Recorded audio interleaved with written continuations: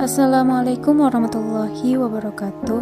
Perkenalkan, nama saya Wilda Karmelia dengan NIM 2122109, kelas PAI 5C. Di sini saya akan memaparkan materi yang bertemakan sifat dan perilaku tercela, yaitu fitnah, hoaks, dan tajasus. Yang pertama yang saya akan jelaskan yaitu fitnah. Fitnah secara etimologi berasal dari kata fatana yang berarti ujian dan cobaan. Sedangkan secara terminologi, fitnah ialah tuduhan yang dilontarkan pada seseorang dengan maksud merusak nama baik orang tersebut, padahal ia tidak pernah melakukan perbuatan yang dituduhkan kepadanya.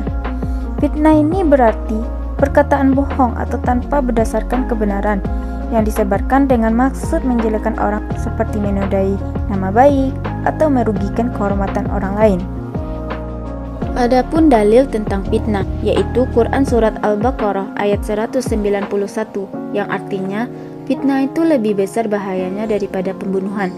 Makna dari ayat tersebut ialah fitnah itu lebih besar dampaknya daripada pembunuhan, mengingat bahwa luka karena benda tajam bisa hilang seiring waktu berlalu, namun luka karena tajamnya lisan seseorang sulit untuk dihapus dan akan senantiasa membekas dalam hati yang fitnah.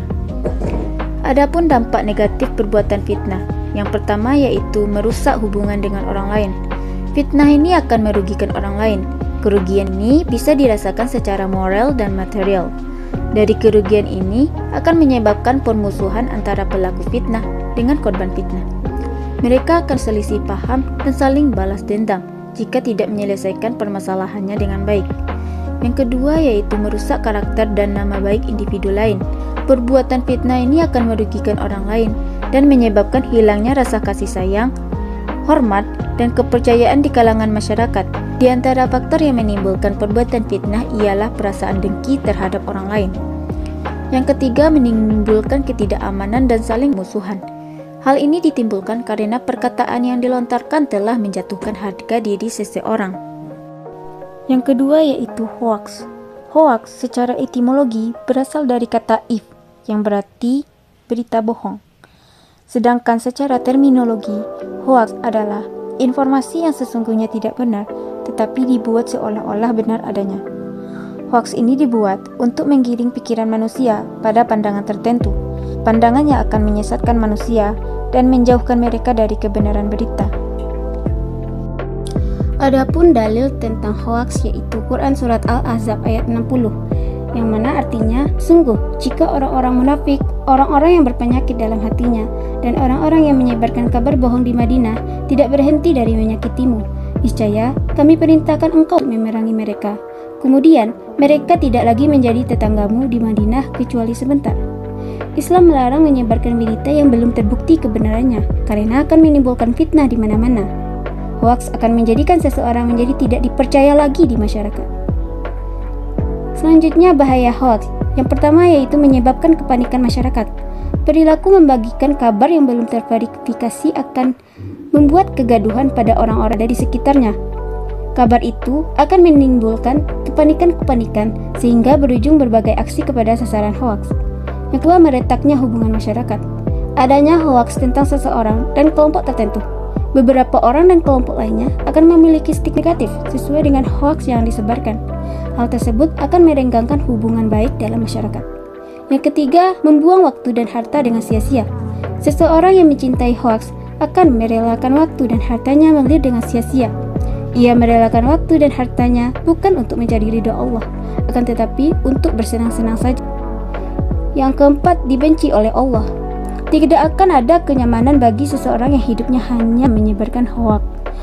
Bagi mereka itu adalah dosa yang amat berat, kecuali bila mereka bertaubat dan tidak mengulangi perbuatan tersebut. Yang ketiga yaitu tajasus. Secara etimologi, tajasus yaitu memata-matai. Sedangkan secara terminologi, tajasus ialah perbuatan mencari-cari kesalahan orang lain dengan tujuan untuk mempermalukan orang tersebut. Perbuatan tajasus merupakan perbuatan yang dilarang Islam karena perbuatan ini sama dengan memakan daging saudaranya sendiri yang sudah mati.